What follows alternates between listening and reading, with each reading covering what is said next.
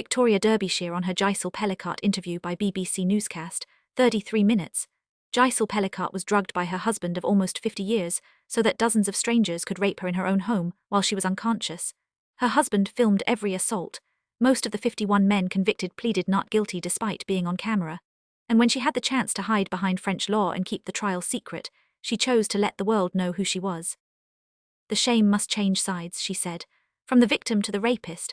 That single decision turned a horrific criminal case into a global movement.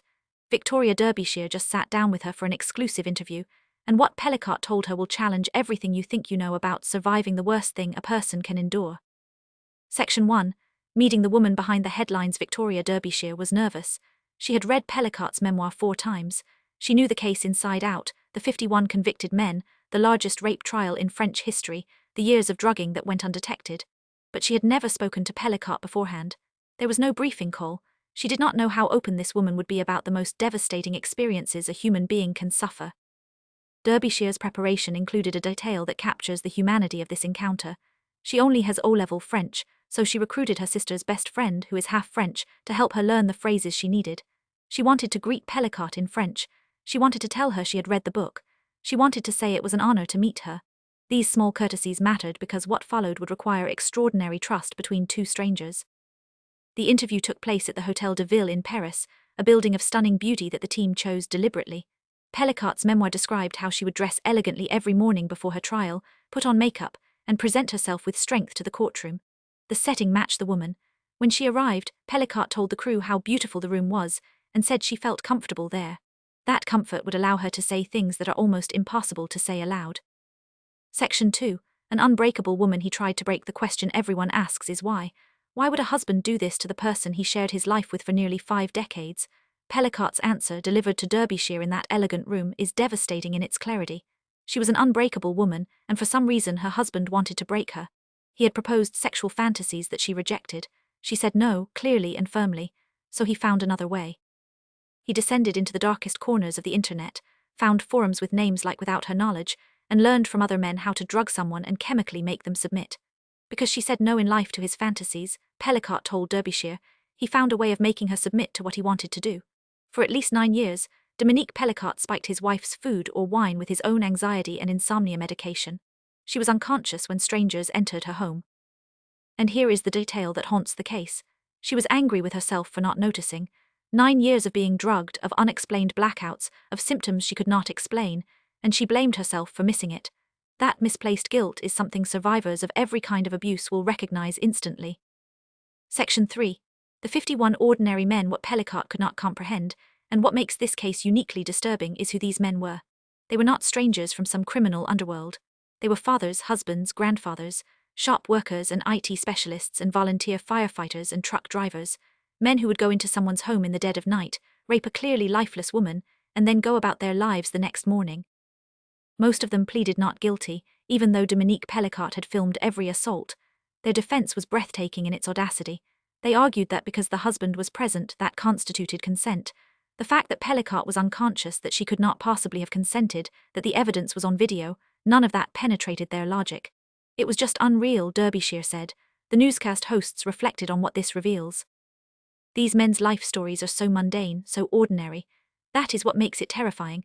Of course they are criminals, but the ordinariness of their lives outside these crimes forces a reckoning with how sexual violence can hide in plain sight behind respectable facades. Section 4. The decision that changed everything. French law would have allowed Pelicot to keep the trial private. Her anonymity was legally protected. Most victims choose that protection. She did not. She waived her right to anonymity and opened the trial to the world. That decision, as Derbyshire put it, changed the course of the rest of her life. What happened next was extraordinary. Women began gathering outside the courtroom in Avignon every day. They formed a guard of honor as Pelicot walked in each morning and applauded as she left each evening. Derbyshire described the emotion of learning about this. It makes me feel like the hairs are standing up on the back of my neck and on my arms. Pelicot told Derbyshire that the crowd saved her. Those women, many of them complete strangers, gave her the strength to walk into that courtroom day after day and face the men who had violated her while she was unconscious. Their presence was a statement. What happened to you is unacceptable. We see you. We are grateful for what you are doing. And then came the letter. After the trial concluded, Pelicot received a personal letter from Queen Camilla. Dear Madame Pelicot, it read. Having followed the trial for the past 15 weeks, I very much wanted to write to express my heartfelt admiration for the courage, grace, and dignity with which you have faced the horrific crimes committed against you. You have inspired women across the globe, and in so doing you have created a powerful legacy that will change the narrative around shame forever. Pelicot told Derbyshire she could not believe that the Queen of England knew about her case. Section 5. The family trying to heal the damage extended far beyond Pelicot herself. Her 3 grown children were decimated when they learned what their father had done. They threw out childhood belongings. They ripped up photographs. They wanted to erase Dominique Pelicot from their lives entirely. Gisele took a different approach. She did not want to erase the 50 years she spent with her husband because, as she explained, if she did that, it would be like she was dead for 50 years. She understood her children's reaction, but she could not adopt it herself. Those decades contained real life, real memories, real love that she believed was genuine at the time. Erasing them would erase her. The most painful dimension involves her daughter Caroline. On Dominique Pelicot's laptop, police found 2 photographs of Caroline asleep in her underwear in her bedroom.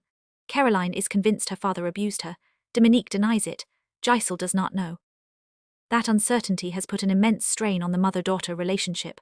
During the trial, Caroline said she felt like the forgotten victim, but Pelicot told Derbyshire they are healing. That was the word she used. They are taking it step by step. Section 6. Choosing the light. Perhaps the most remarkable thing Victoria Derbyshire learned from this encounter is that Gisele Pelicot has found love again. She is in a relationship with a widower named Jean-Luc. They met and fell in love like teenagers, she said. Derbyshire met him at the interview. He watched discreetly from the side. She could see the kindness between them a sparkle. When Derbyshire asked where Pelicot's strength comes from, the answer was characteristically direct. You never know how much strength you have inside you when you are facing the most challenging circumstances. She described herself as a normal French woman. She worked for EDF. She was a mom, a grandma, nothing extraordinary. And yet she found reserves of strength that she did not know existed. We have probably all got that in us, she said. We just do not realize it. She has chosen not to be consumed by hatred or anger. This is not denial or avoidance. It is a deliberate decision to take control of her own story. Life is short, she says. She is still alive despite this horrific ordeal, and she is choosing the light. She does not want to be pitied. In her book, she writes as much. When Derbyshire asked how she would describe herself, Pelicot was clear. Strength is in my DNA, she said. I am a survivor. Derbyshire admitted that meeting Pelicot changed her. I felt this sense of hope, she said. I felt uplifted by the end. For an interview about one of the most horrific crimes in recent memory, that is perhaps the most extraordinary outcome of all.